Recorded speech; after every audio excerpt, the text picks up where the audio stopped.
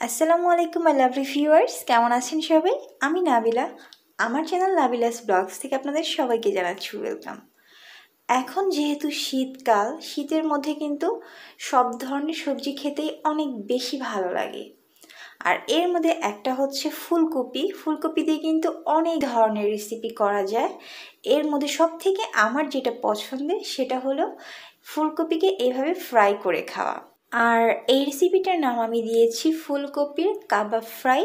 কাবাব নামটা দেওয়া হয়েছে একটা স্পেশাল কারণে, সেটা আমি আপনাদের সাথে শেয়ার করব। সো শুরু থেকে শেষ পর্যন্ত কিন্তু আমার সাথেই থাকবেন। তো এটা বানাতে আমাদের যেটা লাগবে, অবশ্যই ফুলকপি লাগবে। আমি এখানে একটা মিডিয়াম সাইজের ফুলকপি নিয়েছি। আপনারা আপনাদের পছন্দ মতো অনুযায়ী যতটুকু বানাতে চান ততটুকু বানিয়ে নেবেন। এখন ফুলকপি গোলাকে কিন্তু এইভাবে আমরা কি করব, কেটে নেব, অথবা আপনি কিন্তু এটা হাত দিয়েও খুলতে পারবেন। বেশি ছোট না, অনেকটা বড় সাইজের করেই আমরা এভাবে ফুলকপিগুলো ছাড়িয়ে নেব। এটা কিন্তু ছোট করে আসলে বানালে ভালো লাগবে না। আপনি একটু বড় বড় সাইজ করে বানালে দেখতেও সুন্দর লাগে আর খেতেও ভালো লাগে। আর এটা ছোট করে বানালে হয় কি, যখন সিদ্ধ করবেন জিনিসটা অনেক সময় গলে যাওয়ার চান্স থাকে। তো এইভাবে আমি এটাকে ছাড়িয়ে নিচ্ছি। আর এই ফুলকপিটাতে আমার প্রায় 15 থেকে 16টার মতো হয়েছে ফুলকপির পিসগুলা। এখন যেটা করতে হবে, এটাকে ভালো মতো ধুয়ে নেবেন। তারপর একটা প্যানে পর্যাপ্ত পরিমাণ পানি দিয়ে 1 চামচ লবণ দিয়ে এটাকে যখন একটা বলক চলে আসবে, তখন আমরা ফুলকপিটা দিয়ে ঘড়ি ধরে জাস্ট 2 মিনিট ওয়েট করব। এর বেশি কিন্তু এটাকে আপনার সিদ্ধ করার কোনো দরকার নেই। জাস্ট 2 মিনিট এটাকে হাই হিটে সিদ্ধ করে নামিয়ে ফেলবো। বেশি যদি আবার সিদ্ধ করতে যান তাহলে হবে কি, আপনার ফুলকপিগুলো কিন্তু গলে যাবে আর খেতে ভালো লাগবে না। 2 মিনিটেই কিন্তু এটা অনেকটা সিদ্ধ হয়ে আসবে। আর যেহেতু আমরা এটাকে ভেজে নেব, সো এখন এত সিদ্ধ করার কোনো দরকার নেই। তো এই তো 2 মিনিট হয়ে গিয়েছে। আর আপনারা চাইলে কিন্তু এই সিদ্ধ করা পানিটা কিন্তু অন্য যে কোনো সবজিতে ইউজ করতে পারেন। এতে কিন্তু প্রচুর পরিমাণে ভিটামিন থাকে। এখন আমরা ব্যাটারটা তৈরি করে নিব। আমি একটা পাত্রে দিয়ে দিলাম 1/2 কাপ পরিমাণ বেসন, 1/2 কাপ পরিমাণ আটা, আর আমরা এখানে দিব 1 চা চামচ পরিমাণ বেকিং পাউডার। বেকিং পাউডারটা দিলে আসলে মুচমুচে হয়। 1 চা চামচ পরিমাণ লবণ, 2 চা চামচ পরিমাণ মরিচের গুঁড়া, আর এটা একটু ঝাল ঝাল হলেই খেতে বেশি ভালো লাগে। 1/2 চা চামচের কম হলুদের গুঁড়া, আর এইখানে 1/2 চা চামচের মতো আছে গোলমরিচের গুঁড়া আর জিরা গুঁড়া।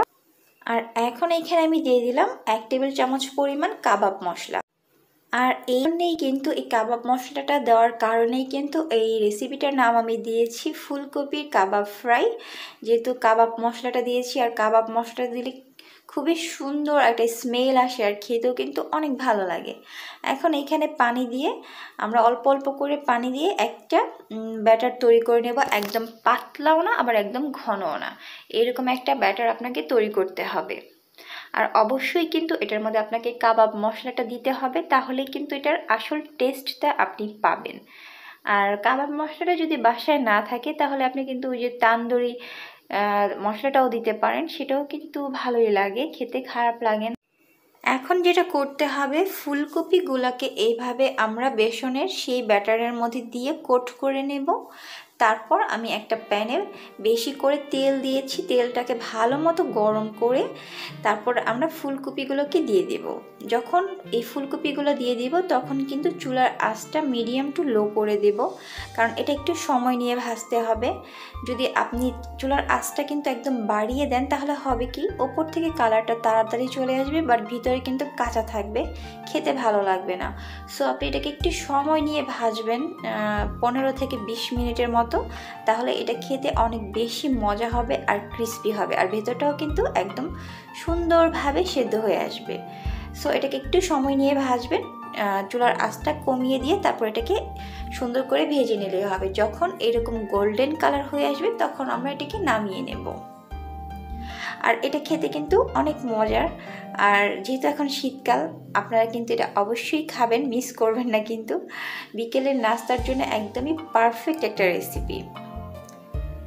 তো এই তো খুব সহজেই কিন্তু আমাদের ফুলকপির কাবাব ফ্রাই হয়ে গেল। আশা করি আপনাদের সবার কাছে আমার আজকের এই রেসিপিটা অনেক বেশি ভালো লেগেছে।